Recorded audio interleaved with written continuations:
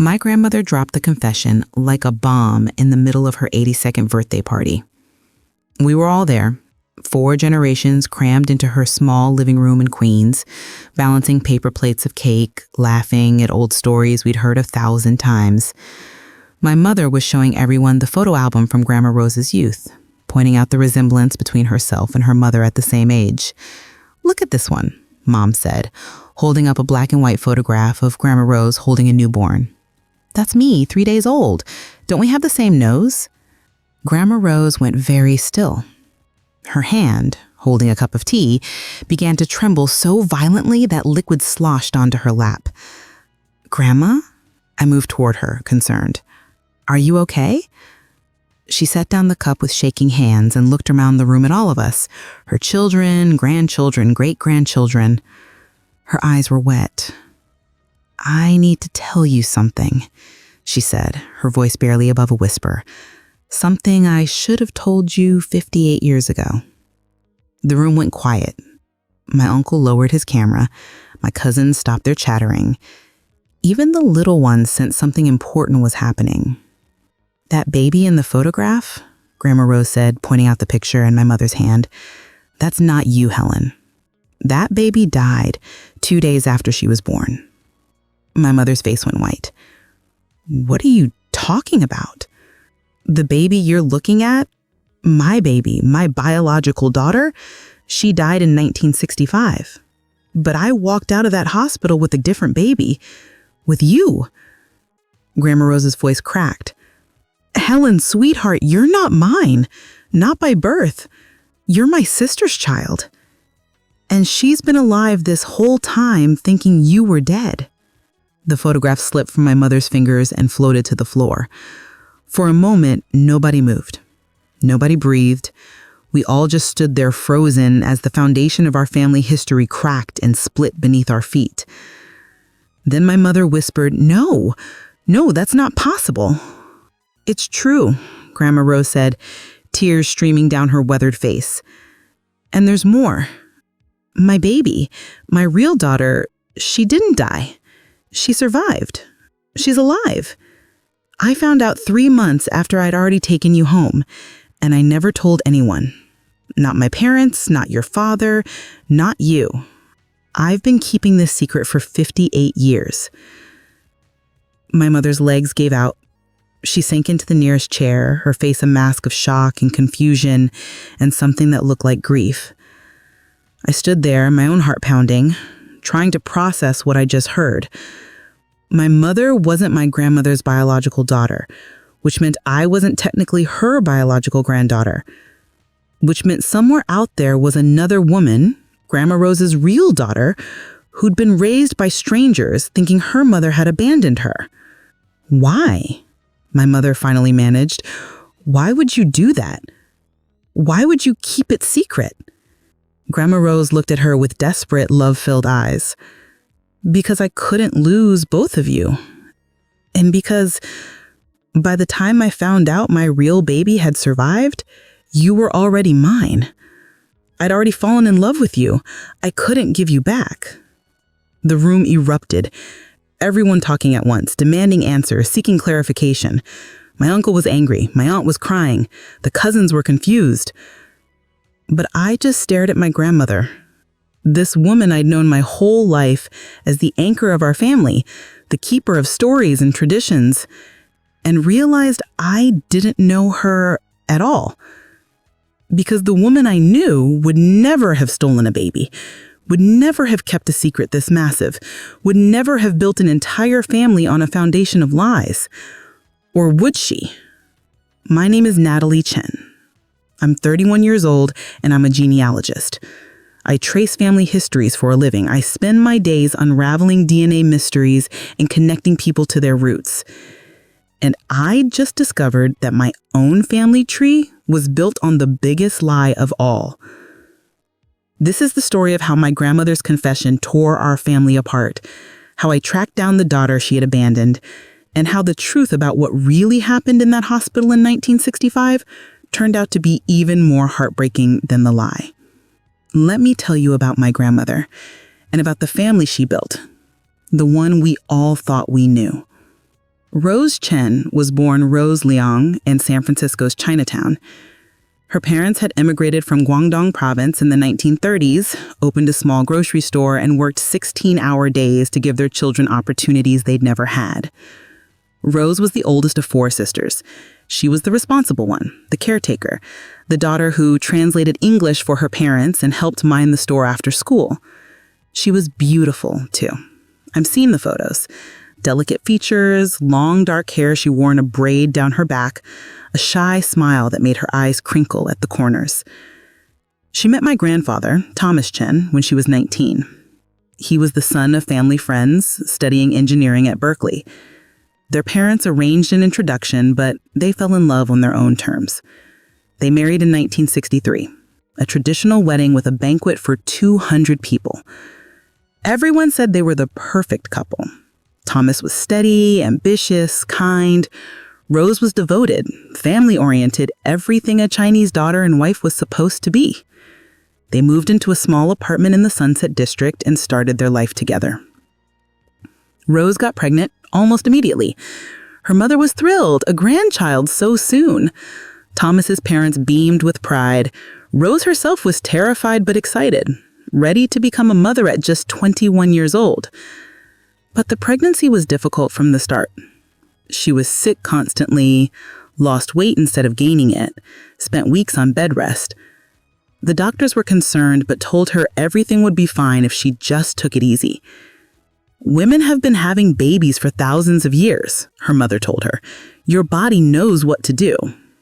In March 1965, Rose went into labor 6 weeks early.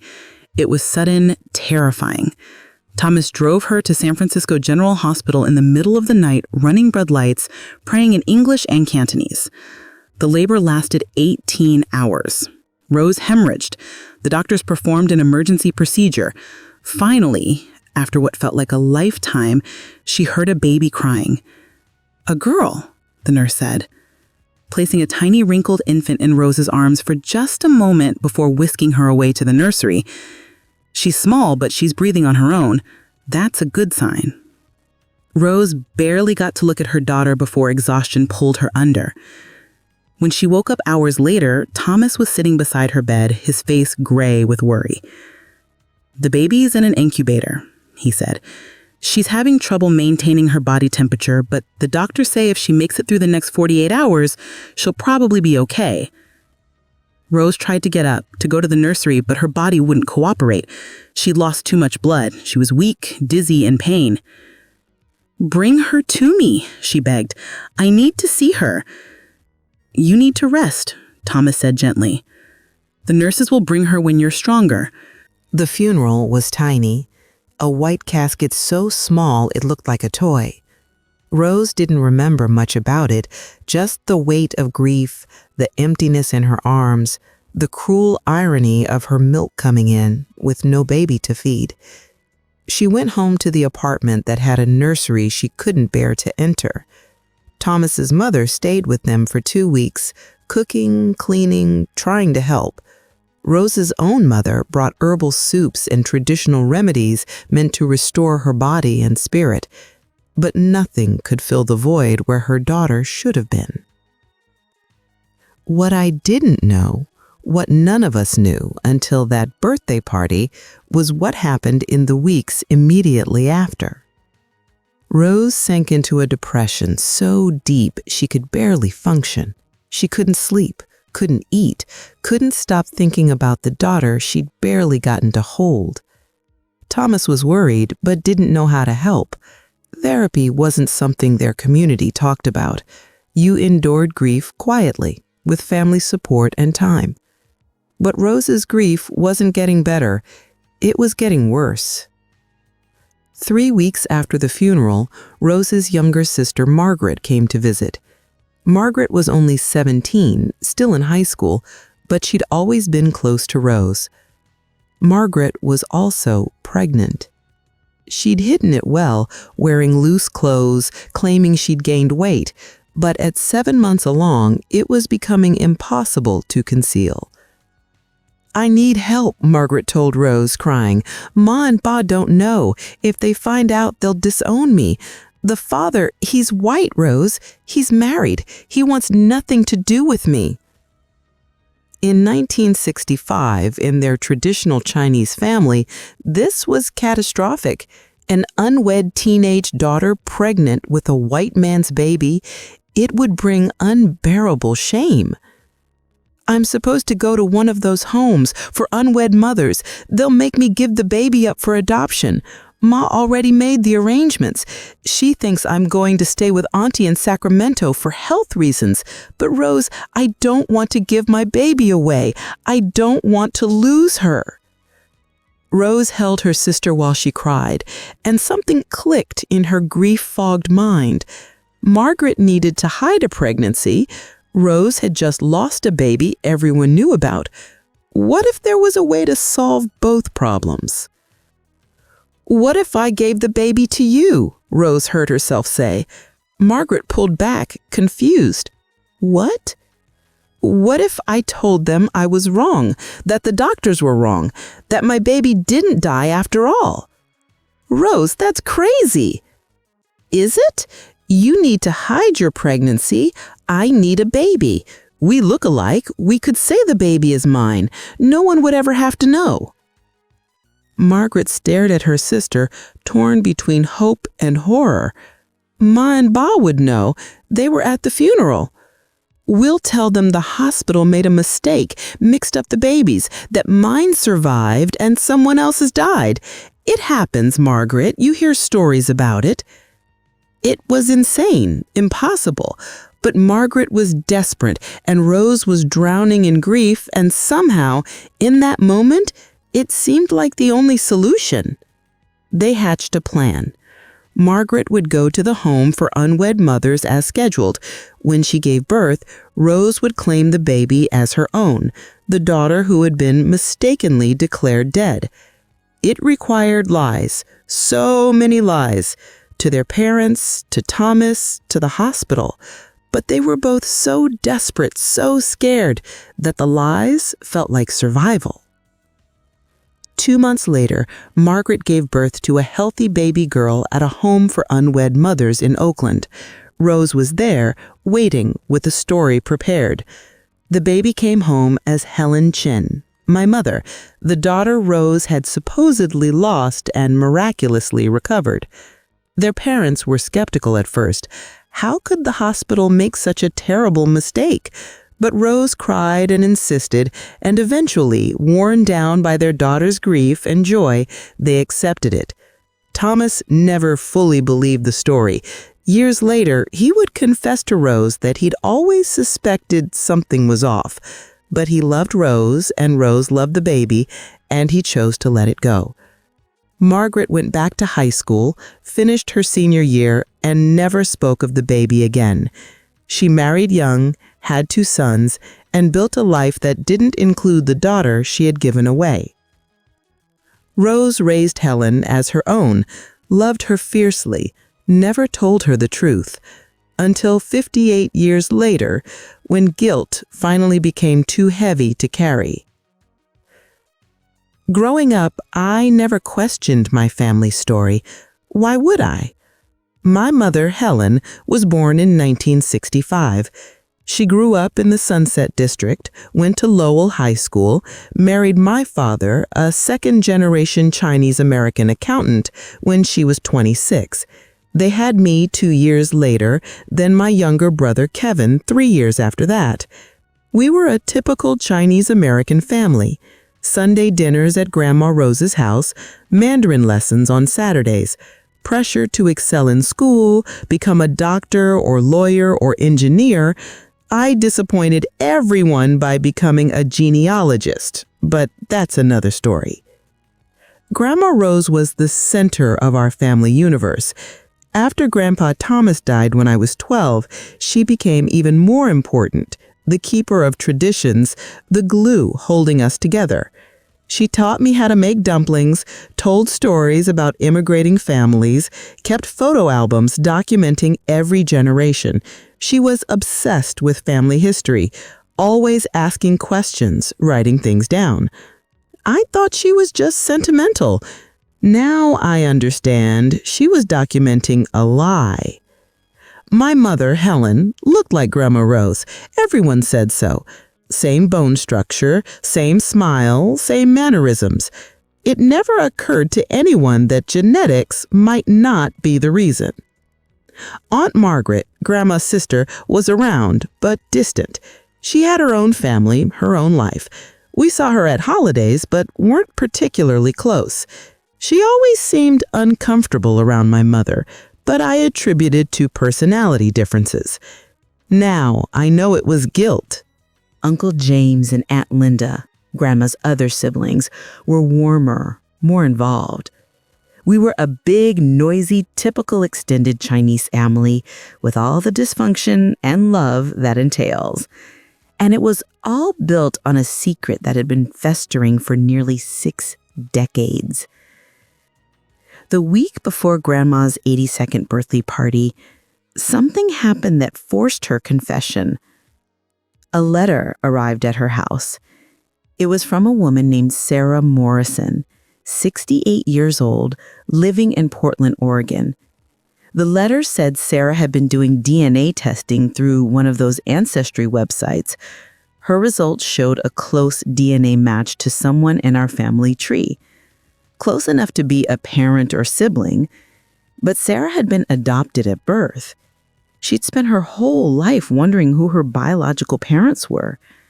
The DNA match suggested a connection to the Chen family, but she didn't know how. She was reaching out, hoping someone could help her understand. Grandma Rose read that letter and knew her secret was about to come out. The DNA didn't lie. If Sarah Morrison was matching with our family tree, it meant she was related.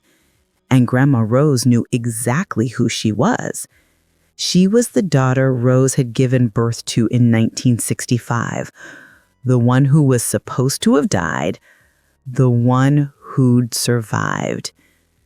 Faced with the inevitable exposure, Grandma decided to confess before the truth was revealed by science instead of by choice. After the birthday party explosion, I sat with the letter while my family fell apart around me. Mom was hysterical, Uncle James was shouting, Aunt Linda was on the phone with Aunt Margaret demanding answers. The cousins were trying to calm the great-grandchildren who were crying because the adults were upset. Grandma Rose sat in her chair, looking smaller than I'd ever seen her, repeating over and over, "I'm sorry. I'm so sorry." I looked at the letter from Sarah Morrison, at the DNA results she'd included, at the hope in her carefully written words, and I made a decision. I was a genealogist.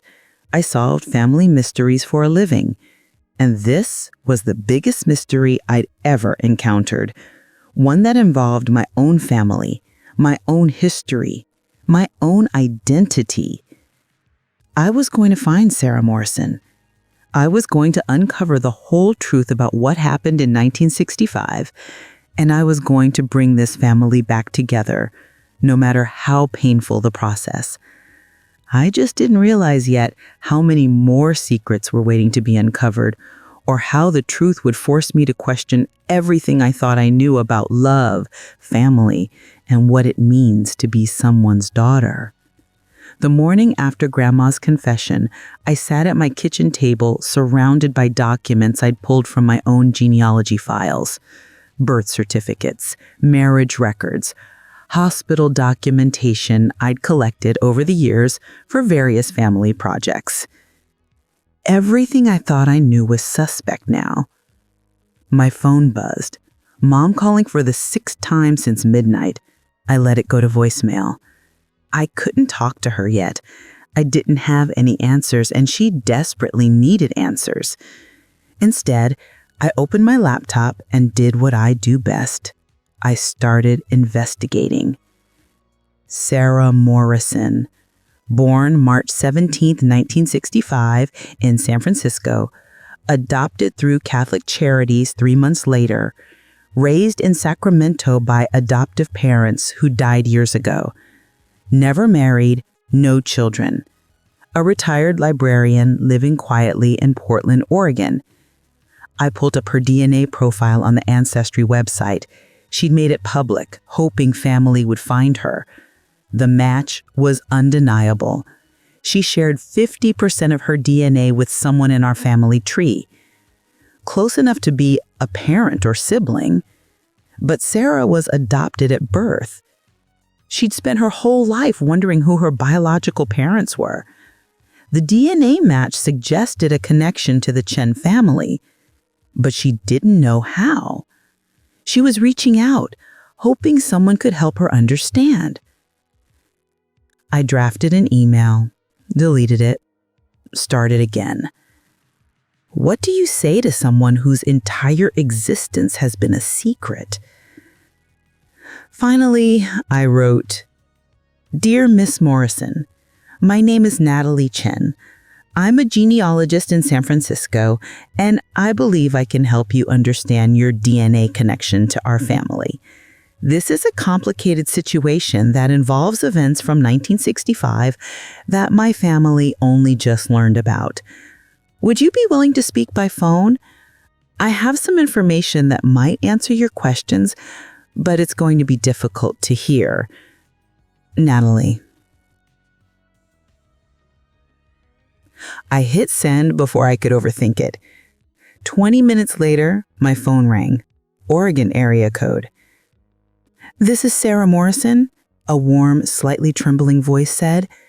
"You answered my letter. I didn't think anyone would respond. Most families don't want to acknowledge complicated situations." "Our family didn't know about you until yesterday," I said. "My grandmother kept this secret for 58 years. She only told us because of your DNA results." Silence. Then 58 years? She knew about me? It's more complicated than that. Can I ask, do you know anything about your birth circumstances? Only what was in my adoption file. I was born at San Francisco General to an unmarried woman who gave me up. No father listed. The mother's name was redacted. I was in foster care for 3 months before my adoptive parents got me. 3 months. The timeline matched what Grandma had said. She'd found out Sarah survived 3 months after taking Margaret's baby home.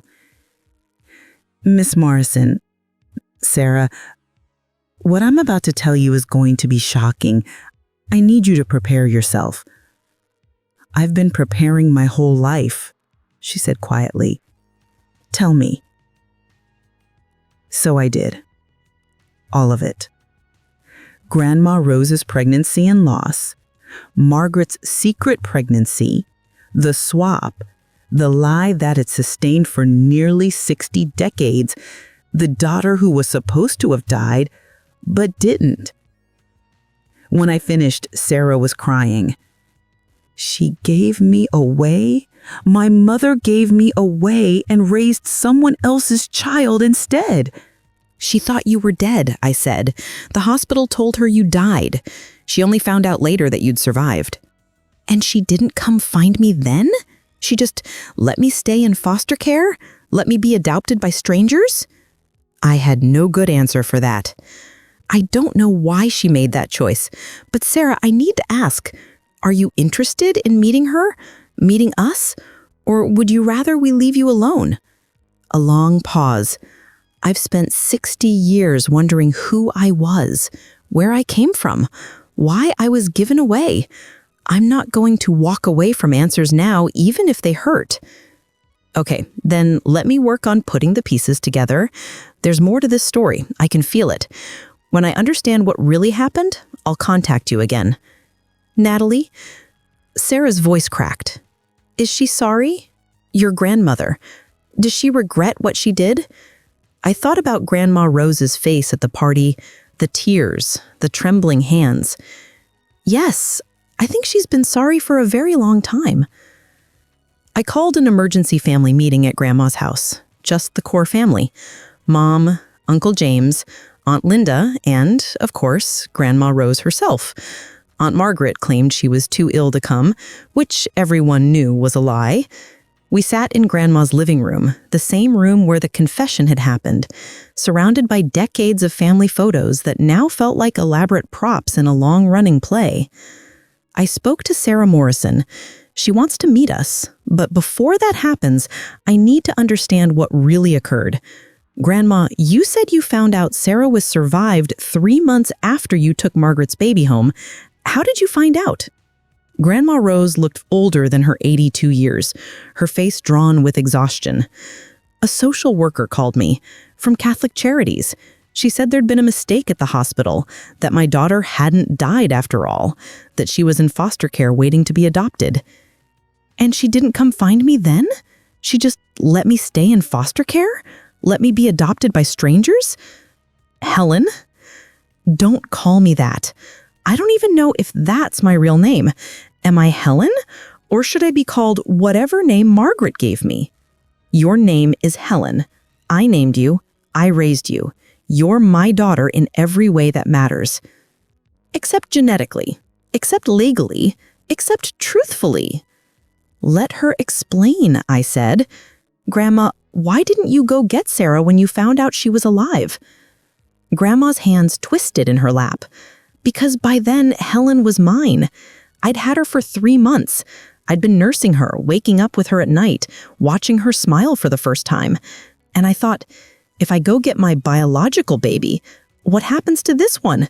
I'd have to give her back to Margaret who didn't want her, or admit what we'd done and lose them both. So you chose. You chose the baby you had over the baby you gave birth to. I chose the baby I'd bonded with, the one who knew my voice, my smell, my heartbeat. Sarah was in foster care with strangers. She didn't know me. I convinced myself she'd be better off being adopted by a family who could give their full attention. That's a rationalization, Aunt Linda said coldly. You abandoned your biological child to cover up a lie. I was 22 years old. Grandma's voice rose defensively. I was terrified. I'd just lost a baby, or thought I had, and my grief made me make an insane decision to take my sister's child. When I found out my real baby was alive, I was too deep. I couldn't undo it without destroying everything. So you chose. You chose the baby you had over the baby you gave birth to. I chose the baby I'd bonded with, the one who knew my voice, my smell, my heartbeat. Sarah was in foster care with strangers. She didn't know me. I convinced myself she'd be better off being adopted by a family who could give their full attention. That's a rationalization, Aunt Linda said coldly. You abandoned your biological child to cover up a lie. I was 22 years old. Grandma's voice rose defensively. I was terrified. I'd just lost a baby, or thought I had, and my grief made me make an insane decision to take my sister's child. When I found out my real baby was alive, I was too deep. I couldn't undo it without destroying everything. So you chose. You chose the baby you had over the baby you gave birth to. I chose the baby I'd bonded with, the one who knew my voice, my smell, my heartbeat. Sarah was in foster care with strangers. She didn't know me. I convinced myself she'd be better off being adopted by a family who could give their full attention. That's a rationalization, Aunt Linda said coldly. You abandoned your biological child to cover up a lie. I was 22 years old. Grandma's voice rose defensively. I was terrified. I'd just lost a baby, or thought I had, and my grief made me make an insane decision to take my sister's child. When I found out my real baby was alive, I was too deep. I couldn't undo it without destroying everything. So you chose. You chose the baby you had over the baby you gave birth to. I chose the baby I'd bonded with, the one who knew my voice, my smell, my heartbeat. Sarah was in foster care with strangers. She didn't know me. I convinced myself she'd be better off being adopted by a family who could give their full attention. That's a rationalization, Aunt Linda said coldly. You abandoned your biological child to cover up a lie. I was 22 years old. Grandma's voice rose defensively. I was terrified. I just lost a baby, or thought I had, and my grief made me make an insane decision to take my sister's child. When I found out my real baby was alive, I was too deep. I couldn't undo it without destroying everything. So you chose the baby you had over the baby you gave birth to. I chose the baby I'd bonded with, the one who knew my voice, my smell, my heartbeat. Sarah was in foster care with strangers. She didn't know me. I convinced myself she'd be better off being adopted by a family who could give their full attention. That's a rationalization, Aunt Linda said coldly. You abandoned your biological child to cover up a lie. I was 22 years old. Grandma's voice rose defensively. I was terrified. I'd just lost a baby, or thought I had, and my grief made me make an insane decision to take my sister's child.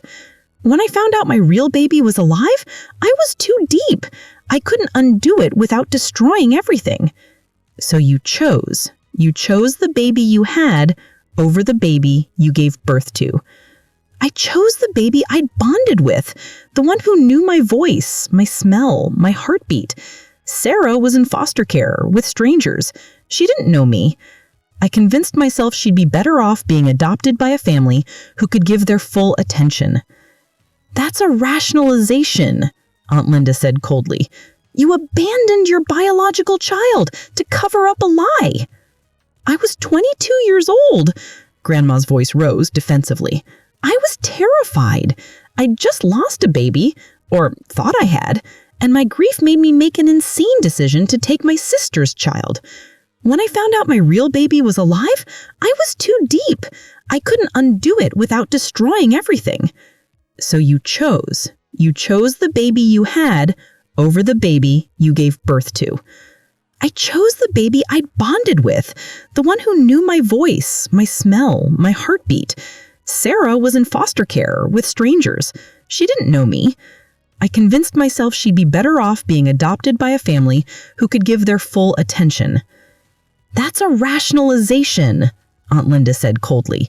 You abandoned your biological child to cover up a lie. I was 22 years old. Grandma's voice rose defensively.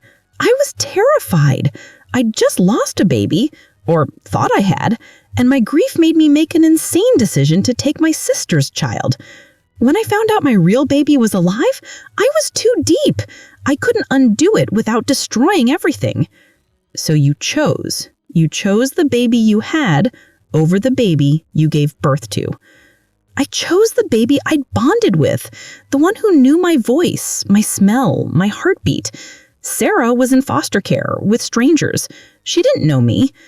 I convinced myself she'd be better off being adopted by a family who could give their full attention. That's a rationalization, Aunt Linda said coldly. You abandoned your biological child to cover up a lie. I was 22 years old. Grandma's voice rose defensively. I was terrified. I'd just lost a baby, or thought I had, and my grief made me make an insane decision to take my sister's child. When I found out my real baby was alive, I was too deep. I couldn't undo it without destroying everything. So you chose the baby you had over the baby you gave birth to. I chose the baby I'd bonded with, the one who knew my voice, my smell, my heartbeat. Sarah was in foster care with strangers. She didn't know me. I convinced myself she'd be better off being adopted by a family who could give their full attention. That's a rationalization, Aunt Linda said coldly. You abandoned your biological child to cover up a lie. I was 22 years old. Grandma's voice rose defensively. I was terrified. I'd just lost a baby, or thought I had, and my grief made me make an insane decision to take my sister's child. When I found A small article from April 1965. San Francisco General Hospital under investigation for record-keeping errors in maternity ward. The article was vague, mentioning concerns about identification procedures, but it was dated exactly when Grandma Rose would have been in the hospital. I dug deeper, found more articles, found a lawsuit filed by another family whose baby had supposedly died, but they suspected had been mixed up with another infant. The hospital had settled quietly, paid money, made the story go away. I called the medical records department at San Francisco General, now part of a larger hospital system. After being transferred 6 times, I reached an archivist. "I'm trying to locate records from a birth in March 1965, I said. "Rose Chen delivered a baby girl who was recorded as deceased. Those records would be sealed after 60 years unless there's a legal reason to access them. What if there was an investigation, hospital errors, mixed up babies?" A pause. "Let me check something." She came back 10 minutes later. I found a flagged file. Chen, Rose, born March 15th, 1965, died March 17th, 1965. But there's a note attached from June 1965. It says, "See Administrative Review, case number 1965-047. What's that? Administrative reviews were internal investigations. If I'm reading this correctly, someone questioned whether the recorded death was accurate. But the file is sealed. I can't access the details without a court order. Can you tell me anything else? Anything at all?" She hesitated. "There's one more note, handwritten. Looks like it was added later. It says, 'Mother declined reunification. Baby placed for adoption per mother's request.' Mother declined reunification." Grandma Rose hadn't just failed to claim Sarah when the hospital realized their mistake. She'd been given the option and actively declined. She'd chosen Mom over Sarah, deliberately, knowingly. I called Sarah Morrison. "I need to tell you something. It's going to hurt." "Tell me." I explained what I'd found, the hospital investigation, the offer to reunite her with Grandma Rose, the deliberate refusal. "She knew I was alive," Sarah said, her voice hollow. "The hospital found me, offered to give me back to her, and she said no." "Yes." "Why would she do that?" "Because she had already bonded with my mother, and she was too deep into the lie to admit the truth." Sarah was quiet for a long moment. "You know what the hardest part is? It's not that she gave me away initially. I can understand that. She thought I was dead, then found out I wasn't, but she had already committed to raising my mother. That's complicated. But she was given a second chance. The hospital found me, offered to correct the mistake, and she still chose the other baby over me." "I know. I'm so sorry." "Does your mother know that she was explicitly chosen over me?" "Not yet, but I'm going to tell her. Everyone deserves the truth." "What happens now?" "Now we meet. All of us. We sit down together and face what happened. And then, I don't know. We figure out if this family can survive the truth." Mom took the news about being explicitly chosen about as well as expected, which is to say she locked herself in her bedroom for 2 days and wouldn't talk to anyone. When she finally emerged, her eyes were red, but her voice was steady. "I want to meet her, Sarah. I want to look her in the eyes and, I don't know what, apologize? Explain? I didn't do anything wrong, but I feel like I owe her something." "You don't owe her anything," I said. "You were a baby. This wasn't your fault." "But I benefited from it. I got the family, the name, the history. She got nothing." "She got adoptive parents, loved her. According to her, they were good people." But they weren't her people, not her blood. I got her blood family, her grandmother, her aunts and uncles, her genetic legacy. How is that fair? It wasn't fair. There was no way to make it fair. There's something else, Mom said. I've been thinking about Aunt Margaret. She's my biological mother. Should I? I don't know, I admitted. That's up to you. She's never been warm to me. Growing up, I always wondered why. Now I know. Every time she looked at me, she saw the daughter she gave away, the secret she had to keep. Are you angry with her? Mom thought about it. I'm angry at the situation, at the choices that were made, at the lies. But Margaret was 17 and pregnant and terrified. I can't hate a scared teenager for making a desperate choice. And Grandma Rose? Mom's jaw tightened. That's different. She was an adult. She was given a choice. Take Sarah back or keep me. And she chose me, knowing it meant abandoning her biological daughter. That's not desperation. I don't know what that is. It's maternal bonding, I said quietly. She'd already attached to you, already fallen in love, and she couldn't undo it, even for her biological child. Does that make it better or worse? I don't know. We arranged the meeting for the following Saturday at my apartment, neutral territory. Sarah flew in from Portland the night before. I picked her up at the airport, nervous about meeting this woman who was technically my, grand aunt? The family tree had become a tangled mess. She was small, delicate, with graying dark hair and Rose's eyes. The resemblance to Grandma was striking.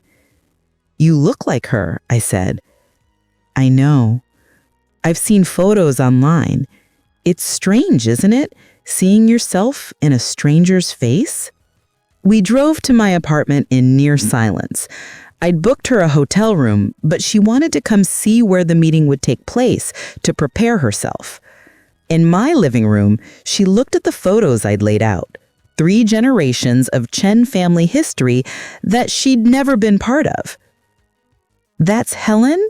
She asked, pointing to a photo of my mother from the 1980s. That's my mom, yes.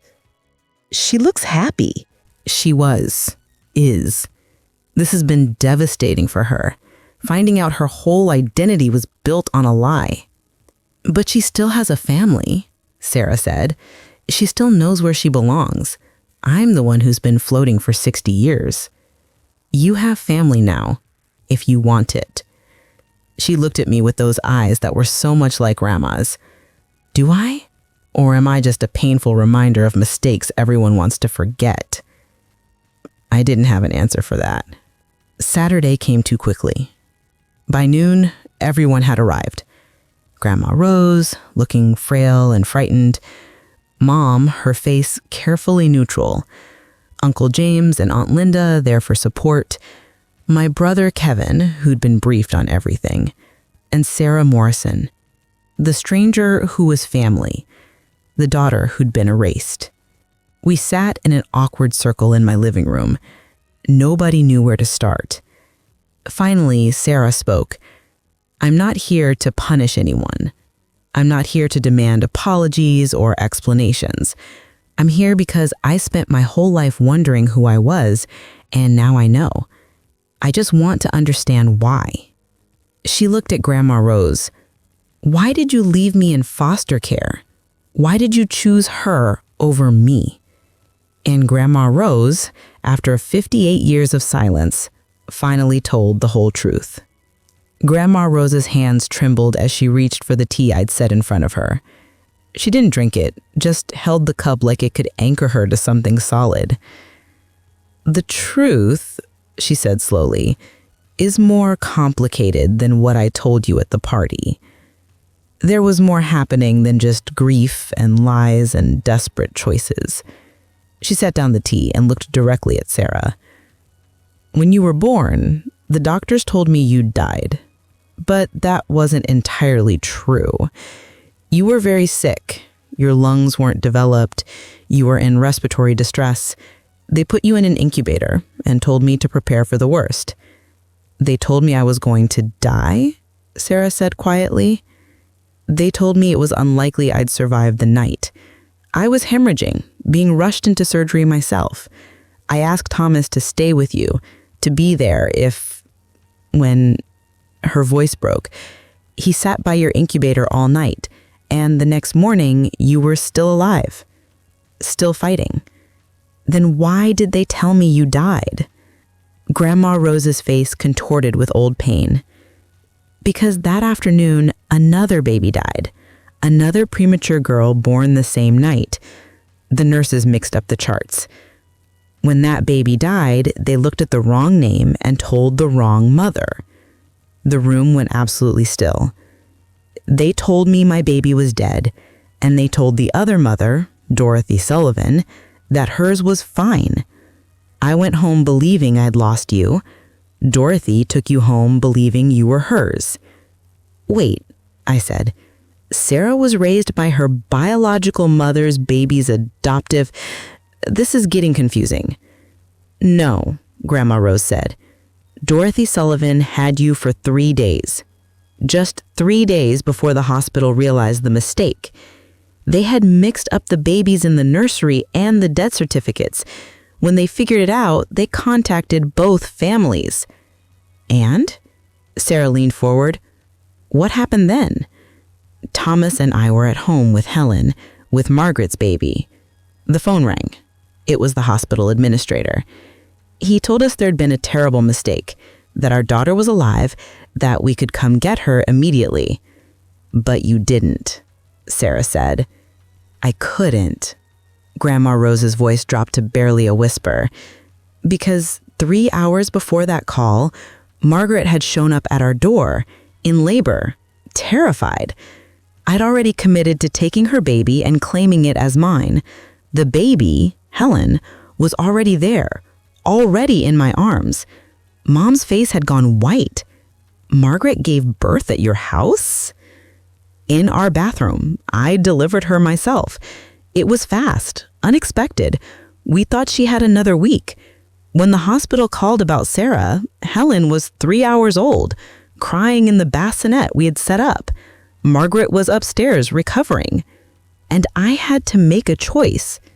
You chose Helen. I chose the baby I was holding, the one who needed me in that moment. And I told the hospital administrator there must be a mistake, that my baby was home with me, that she was fine. What happened to Dorothy Sullivan, the woman who'd taken Sarah home thinking she was hers?" Grandma Rose closed her eyes. "They told her the truth, that the baby she'd taken home wasn't hers, that her real daughter had died. They asked her if she wanted to keep Sarah anyway, a sort of informal adoption, but she couldn't. She said looking at Sarah would always remind her of the daughter she'd lost. So I went into the foster system," Sarah said. "Yes, the hospital contacted Catholic Charities. They placed you with a foster family while they tried to sort out the legal mess. And that's when they called me again, 3 months later. They said I could still claim you, that it wasn't too late. But by then you've committed fully to the lie. By then Helen was 3 months old. I'd nursed her, stayed up with her through colic, watched her start to smile. Margaret had gone back to school, and I'd promised I'd raise her daughter as my own. How could I bring home another baby and explain where she came from?" "You could have told the truth," Uncle James said. "You could have admitted what you'd done. And lose both children? Helen would have gone back to Margaret, who didn't want her. Sarah would have known her mother chose another baby first. Our family would have been destroyed. I was 22 years old, James. I made the best choice I could with impossible options." "The best choice for you," Sarah said, her voice hard. "Not for me. You're right, and I've lived with that guilt every day for 58 years. But Sarah, I need you to understand, I didn't choose Helen over you because I loved her more. I chose the baby I'd already bonded with over the baby who was a stranger to me. Is that selfish? Yes. Is it human? Also yes. Sarah stood up abruptly. I need air. She walked out onto my balcony. Through the glass, I could see her gripping the railing, shoulders shaking. Mom looked at Grandma Rose with an expression I couldn't read. Did you ever think about me? About what this would mean for me when I found out? Every day, Grandma Rose said, I was terrified you'd find out. Terrified it would destroy you. That's why I never told anyone. Not Thomas, not your siblings when they were born, not anyone. Grandpa knew, I said. You said he suspected. He knew something was wrong, but I never confirmed it. I let him wonder rather than burden him with the truth. That's not fair to him either, Uncle James said. He deserved to know. We all did. When was the right time? Grandma Rose's voice rose, defensive. When Helen was 5 and might remember the conversation? When she was 15 and dealing with teenage angst? When she was 25 and planning her wedding? When she was 40 and had children of her own? There was never a right time, because the truth was always going to hurt. So you chose never, Aunt Linda said. You chose to let the lie live forever. I chose to protect my daughter. Maybe that was wrong, but it's what mothers do. I'm not your daughter, Mom said quietly. Not biologically. You are in every way that matters. Stop saying that! Mom stood up now too, her composure cracking. Stop saying biology doesn't matter when it clearly does. Sarah is your biological daughter and you abandoned her. I'm Margaret's biological daughter and she gave me away. Those biological connections created this entire mess. She was crying now. I've spent my whole life feeling connected to you, to our family history, to the story of Chinese immigrants making a life in America. And now I find out I'm not part of that story. Not really. My biological mother is your sister, who I've seen at Christmas and felt nothing for. My biological family tree is completely different from what I thought. Your family tree is exactly what you thought, Grandma Rose said desperately. I raised you. I'm your mother in every meaningful sense. Except genetically, Mom shouted. Except medically. Except legally. Do you know how many times I told doctors I had your medical history? How many forms I filled out with your health information? All lies. All wrong. I never thought... No, you didn't think. You thought about yourself, about your grief, about your guilt. You didn't think about me or Sarah or any of the people your lies would affect. Sarah came back inside. Her face was composed, but her eyes were red.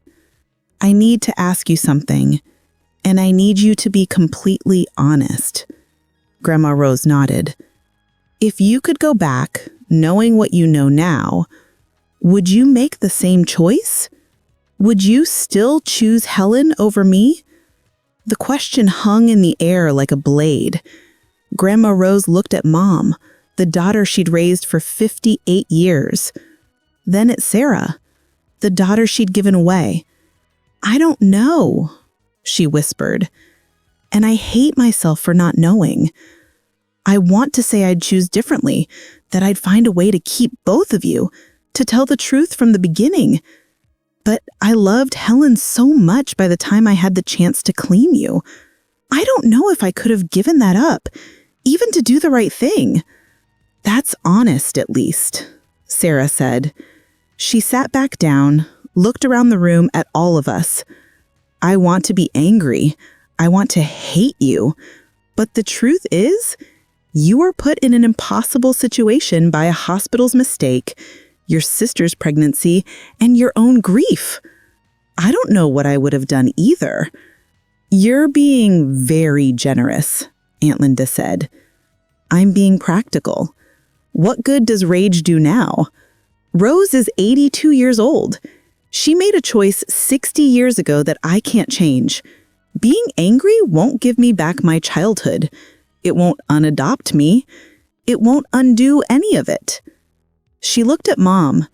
You and I are the ones who really lost here. You lost your identity. I lost my family. Rose made a choice that served her needs and sacrificed both of ours. Mom sat back down, exhausted. So what do we do now? That's up to you, Sarah said. Both of you. Rose made her choice 60 years ago. Now you get to make yours. Do you want me in your life? Or am I just an uncomfortable reminder of family secrets? The question was directed at everyone, but her eyes were on Mom. My mother looked at this woman, her genetic aunt, her rival for Grandma's love, the ghost that had haunted a secret she didn't know existed. I don't know you, Mom said slowly, but I want to. Not because I owe you anything, but because you're the only other person who understands what it's like to be the daughter Rose chose between. I'd like that, Sarah said quietly. Then she turned to Grandma Rose. I don't forgive you. Not yet. Maybe not ever. But I'm willing to get to know you, to understand who you are beyond the choice you made. Is that enough? Grandma Rose was crying silently, tears streaming down her weathered face. It's more than I deserve. Probably, Sarah agreed. But I didn't survive 60 years of wondering who I was just to walk away now that I've finally found my answers. After everyone left, I sat with my brother Kevin in my living room, both of us too emotionally exhausted to move. That was intense, he said finally. Yeah. Do you think they can really build relationships? Mom and Sarah? I don't know. Maybe. They're both victims of the same lie. That's a bond, even if it's a painful one. What about Grandma? Do you think she deserves forgiveness? I thought about it. I think she deserves the chance to try to make amends, but forgiveness isn't something anyone can demand. It has to be freely given. Are you going to forgive her? For lying to all of us? I don't know yet. Ask me in a year. My phone buzzed. A text from an unknown number. This is Sarah. Thank you for finding me, for bringing me home, even though home is complicated. S. I showed it to Kevin. He read it and shook his head. Our family tree just got a lot more complicated. Family trees are always complicated, I said.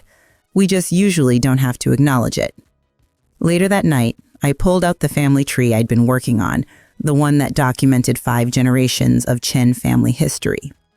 I drew a new branch, added Sarah Morrison, born Sarah Chen in 1965, connected her to Grandma Rose with a solid line, biological daughter.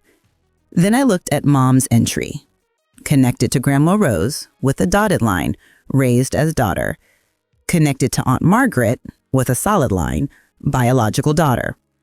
The tree that had seemed so straightforward a week ago was now a tangle of competing relationships and hidden connections. But it was honest. Finally, after 60 years, it was honest. I saved a file and titled it The Chen Family Tree, Revised Edition. Some families are built on blood. Some are built on choice. Ours was built on both, and on the lies we told ourselves about which mattered most. The first few months after the revelation were messy, painful, and surprisingly ordinary all at once. Sarah stayed in San Francisco for a week after that initial meeting. We showed her the city where she'd been born, took her to the hospital where it all began, walked through Chinatown where Grandma Rose had grown up. She and Mom met for coffee 3 times that week. Awkward, stilted conversations at first, then gradually something more honest. I don't know what to call you, Mom admitted during their second meeting. You're technically my aunt, but we're the same age. You're Grandma Rose's daughter, but so am I. The labels don't fit. Then don't use labels, Sarah said. I'm just Sarah. You're just Helen. We're just two women who got caught in the same family storm. I feel guilty, Mom confessed. I got the family you should have had. And I got adoptive parents who chose me specifically, who wanted me desperately. Your family got you by accident and lies. I'm not sure which is better. Were they good to you, your adoptive parents? Sarah smiled softly. They were wonderful. My dad was a postal worker. My mom was a teacher. We didn't have much money, but we had love. They told me I was adopted when I was 8, said my birth mother had been too young to care for me, but had loved me enough to give me a better life. That's a kinder story than the truth. Most stories are, but I always wondered, always felt like there was a piece missing. Now I know what it was. They sat in silence for a moment. Then Mom asked, do you resent me for being raised as Grandma Rose's daughter when you should have been? Sarah considered it carefully. I resent the situation. I resent the lies. But you? No. You were a baby. You didn't choose any of this. We were both just collateral damage in other people's choices. Aunt Margaret was the hardest piece of the puzzle. She refused to meet with any of us for 6 weeks, claimed she was sick, busy, not ready. Finally, Mom showed up at her house unannounced. We need to talk, Mom said when Margaret opened the door. Helen, I can't. Not yet. I'm not asking. I'm telling you. We're talking. Now. They sat in Margaret's pristine living room, surrounded by photos of Margaret's 2 sons and their families. Not a single picture of Mom anywhere. You gave birth to me, Mom said without preamble. You're my biological mother. I need to hear it from you. Why did you give me away? Margaret's hands twisted in her lap. The same gesture Grandma Rose made when nervous. They were sisters after all. I was 17, pregnant by a married man who wanted nothing to do with me. My parents would have disowned me if they'd known. Rose offered me a way out, and I took it. Did you regret it? Every day. Every time I saw you, I saw the daughter I gave away. Every Christmas, every birthday, I thought about telling you. But the longer I waited, the harder it became. Did you love me? When you were pregnant, when you gave birth, did you feel anything for me? Margaret's eyes filled with tears. I felt everything. That's why it hurt so much to see you. You look like me, Helen. You had my expressions, my mannerisms. Sometimes I'd catch myself about to correct you about something, then remember I had no right. I wasn't your mother. I'd given up that right. You were my mother. Biologically. That counts for something. Does it? Because Rose raised you. She earned the title. I just provided DNA. That's not nothing, Mom said. Medical history, genetic traits, hereditary conditions, all of that comes from you. I have a right to know about it. You want a medical history? I want to know who I am, and part of that is knowing where I came from, not just Grandma Rose's family, but yours too. The father, my biological father, who was he? Margaret flinched. That's complicated. Everything about this is complicated. Tell me anyway. So Margaret did. She told Mom about Richard Harrison, a 35-year-old white lawyer who'd worked with Margaret's father, about a summer of secret meetings and teenage infatuation, about finding out she was pregnant and him offering money for an abortion, nothing more. He died 12 years ago, Margaret said. Heart attack. I never told him about you. Never told anyone except Rose. Do I have half-siblings from him? He had 2 children with his wife. They'd be your half-siblings, yes, but they don't know about you. I don't even know if they're still alive, still local. Mom sat back, processing. I have a whole other family I've never met. Biologically, yes, but Helen, you have to understand, they don't know you exist. Reaching out could destroy their family the same way Rose's secret destroyed ours. maybe they deserve to know the truth too. Or maybe some truths cause more harm than good. They argued about it, went in circles, but eventually agreed to table the discussion. There were more immediate relationships to navigate first. Grandma Rose began writing letters, long handwritten pages to Sarah, to Mom, to all of us, trying to explain, to atone, to make sense of choices made 6 decades ago. She wrote to Sarah, "I know you may never forgive me. I don't expect you to, but I need you to know that not a day went by that I didn't think about you. I followed your adoption case through a social worker friend. I knew when you were placed with the Morrisons, I knew they were good people. It didn't ease my guilt, but it gave me some small comfort. I told myself you were better off without me, that I already proven I was capable of choosing one daughter over another, and that made me unfit to raise you. But the truth is, I was a coward. I was afraid of losing Helen, afraid of the scandal, afraid of everything except doing the right thing. You owe me nothing, but if you're willing, I'd like to know you, not as a way to erase my guilt, but because you're my daughter, and I've missed 60 years of your life." Sarah showed me the letter. "What should I do? What do you want to do?" I want to understand her. I want to know if the woman who made that choice is someone I can have in my life. But I'm also afraid. Of what? Of getting close and then being disappointed again. Of opening my heart to a family that might decide I don't fit. That's a valid fear. But I'm 60 years old, Natalie. How much longer can I let fear run my life? I've already lost 6 decades with my biological family.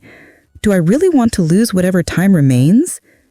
She wrote back to Grandma Rose, a brief note. "I'm willing to try. Let's start with weekly phone calls and see where it goes." Mom and Sarah began building something that looked almost like friendship.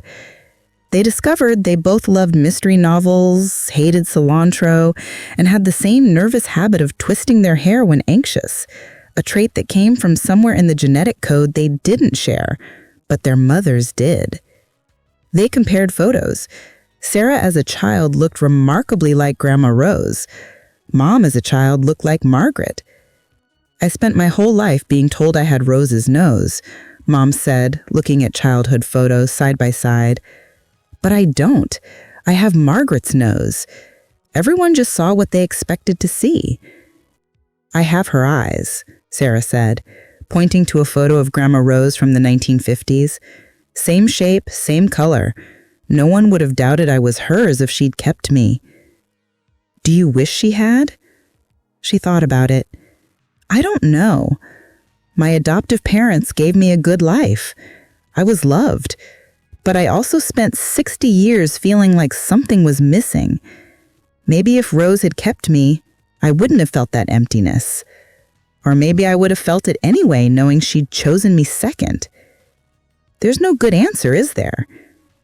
No, just different versions of complicated. I spent those months doing what I do best, investigating, documenting, finding answers. I tracked down Dorothy Sullivan, the woman who'd briefly taken Sarah home thinking she was hers. She was 89, in a nursing home in Daly City. When I visited, she remembered everything. "They called me 3 days after I brought her home," she said, her voice thin but clear. "Said there'd been a mistake, that the baby I had wasn't mine, that my real daughter had died. I'm so sorry. They asked me if I wanted to keep her anyway. The baby, Sarah, said it could be arranged informally. But how could I? Every time I looked at her, I'd think about my real daughter in the morgue. It wasn't fair to either of us. Do you ever regret it? Giving her back?" Dorothy's eyes filled with tears. "Every day. I only had her for 3 days, but I fell in love. When they took her away, it was like losing my daughter twice. Once to death, once to bureaucracy. Would you like to meet her, Sarah? She's here in San Francisco." "Oh, I couldn't. What would I say? Sorry I didn't keep you when I had the chance? Maybe just hello. Maybe just let her know that for 3 days, someone loved her as their own. Dorothy agreed. We arranged a meeting at the nursing home. Sarah was nervous but willing. When they met, Dorothy took one look at Sarah and burst into tears. "You're so beautiful," she said. "I always wondered what happened to you." They talked for 2 hours. Dorothy showed Sarah the hospital bracelet she'd kept all these years. "Baby Girl Sullivan," it read, though that had never been Sarah's name. She showed photos of herself at 23, the age she'd been when Sarah was born. "I'm sorry I couldn't keep you," Dorothy said. "I hope you understand." "I do," Sarah said.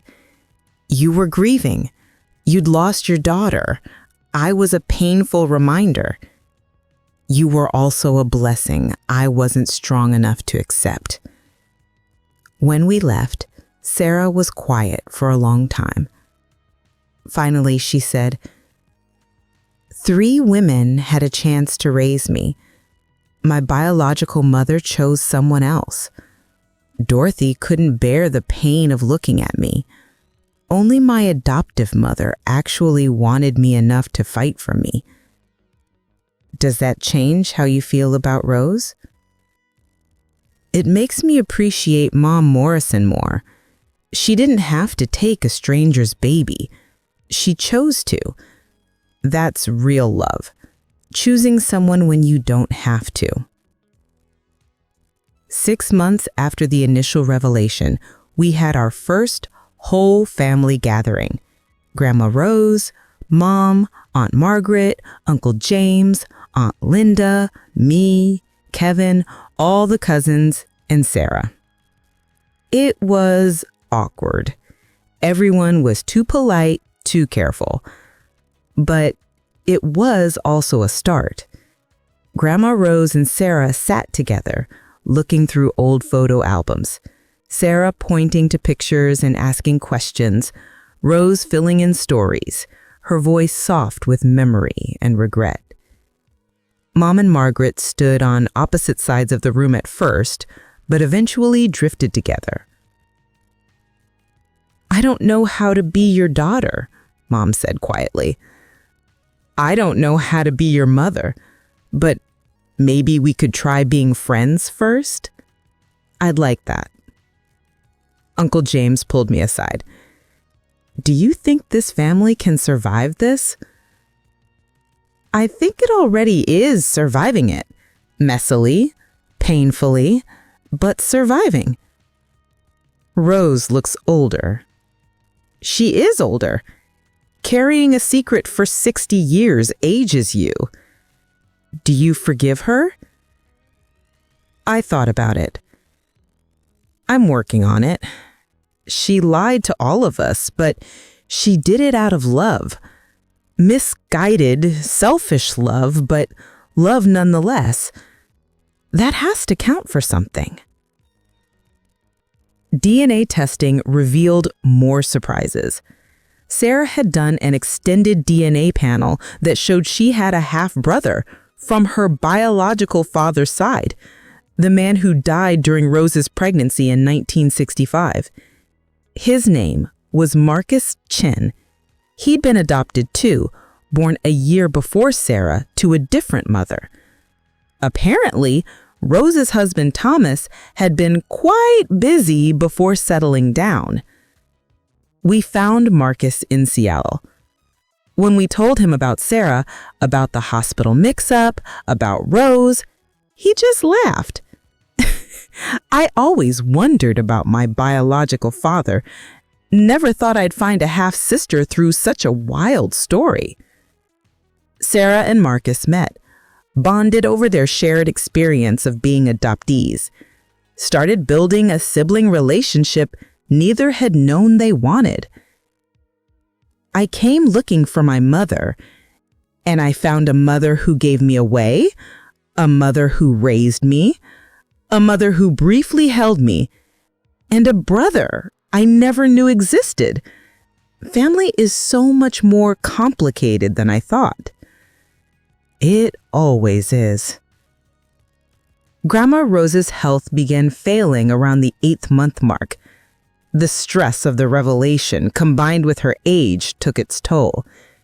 She was hospitalized with pneumonia. We all gathered, the family both old and new. Sarah sat by her bedside, holding the hand of the mother who'd chosen another daughter over her 60 years ago. "I'm sorry I wasted so much of our time," Rose whispered. "We still have now. That's enough." Is it? Is now enough to make up for 60 years? No, but it's what we have. I'm choosing to be grateful for it rather than bitter about what we lost.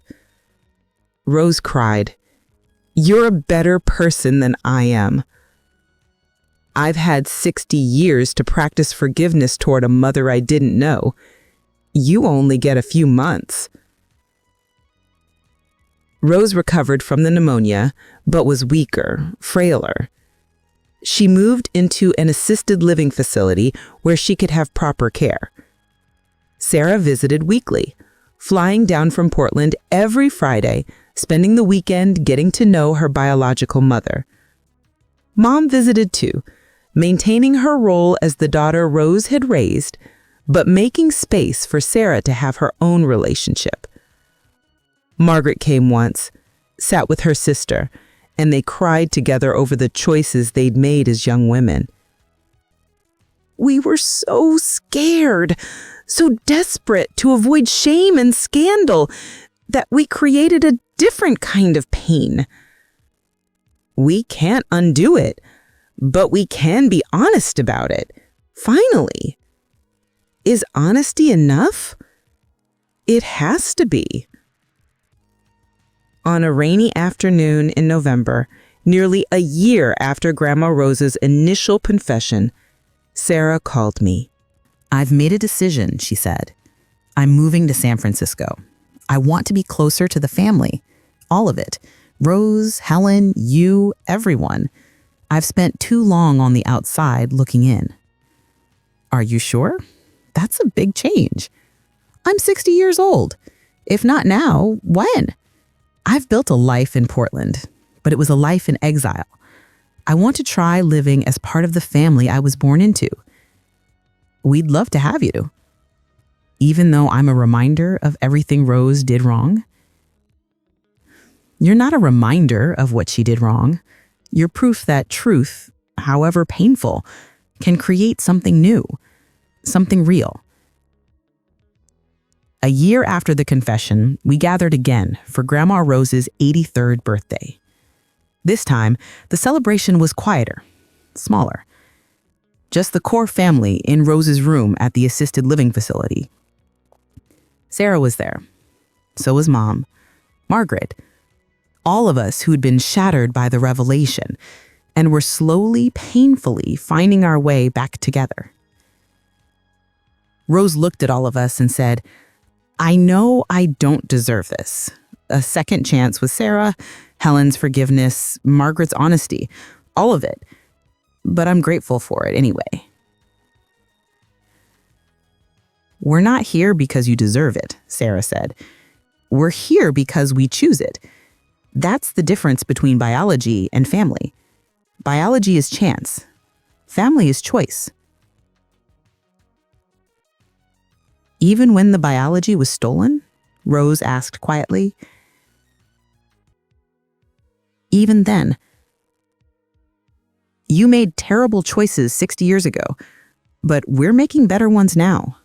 That has to count for something."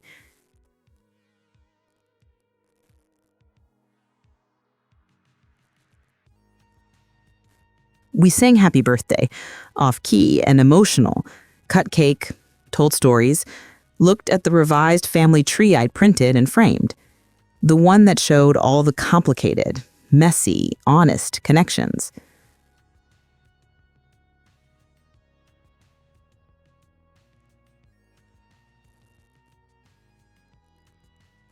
And for the first time in a year, it felt like maybe we really were a family. Not the family we thought we were, not the family built on lies and secrets, but a family built on truth, however painful. A family choosing each other despite the past, not because of it. It wasn't perfect. It would never be perfect. But it was real. And that was enough.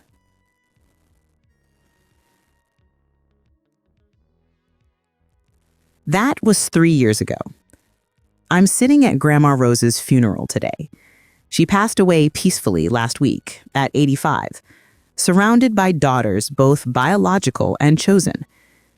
The service is small, intimate, held in the same church where she married my grandfather 70 years ago. Sarah is sitting in the front row, next to Mom. They're holding hands, these two women who share a complicated history and an even more complicated present.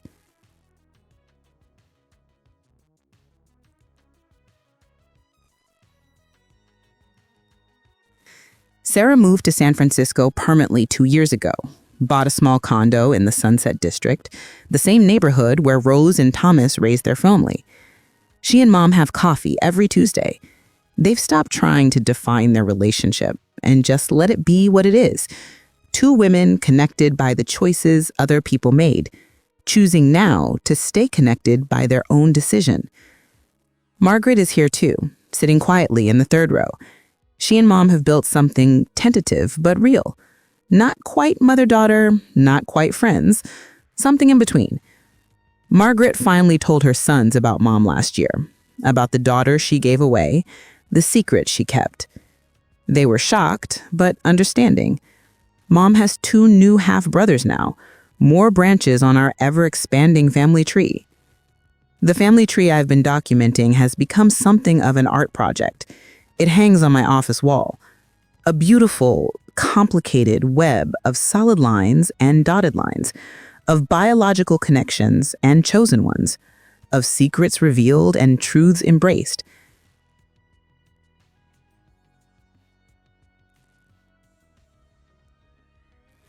People hire me to untangle their family mysteries, to find lost relatives, to make sense of DNA results that don't match family stories. And every time, I think of Grandma Rose, of the lie she told, and the truth that eventually freed us all.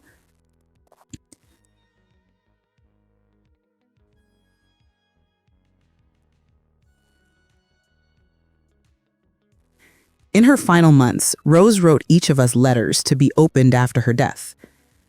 Mine is in my pocket now. I can feel it there, a small weight against my heart. I haven't opened it yet. I'm not ready. But I watched Sarah open hers this morning before the funeral. She read it silently, tears streaming down her face, then tucked it carefully into her purse. What did it say? I asked gently. That she was sorry, that she loved me, that if she could do it all again, she'd find a way to keep both of us, and that she was grateful I gave her 3 years to be my mother, even though she didn't deserve them. Did she deserve them? I don't know, but I chose to give them to her anyway. And I'm glad I did. I got to know her, the real her, not the idealized version or the monster version, just the complicated human version. That's worth something.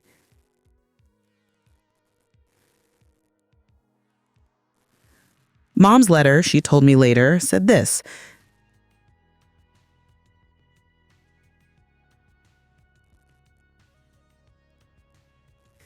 Helen, you are my daughter in every way that matters. I didn't give you birth, but I gave you life. I gave you a name, a family, a history. Was it the right choice? I don't know, but it was my choice, and I'd make it again. Not because Sarah deserved less, but because I couldn't imagine my life without you. Forgive me for the lie, but know that the love was never false. You were always mine.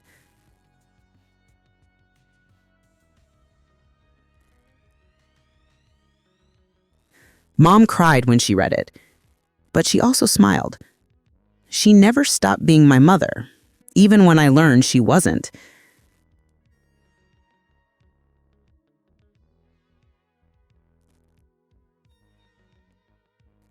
The pastor is talking now about Rose's life, her immigration story, her strength, her devotion to family. He doesn't mention the secret, the swap, the 60 years of lies. That's not the story for today. Today is about remembering the woman who made terrible choices out of love and fear, who lived with crushing guilt for 60 decades, who finally found the courage to tell the truth, even though it cost her everything.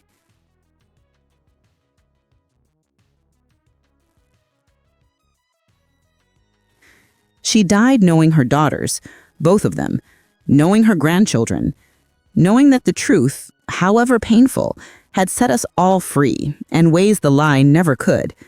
After the service, we gather at Mom's house.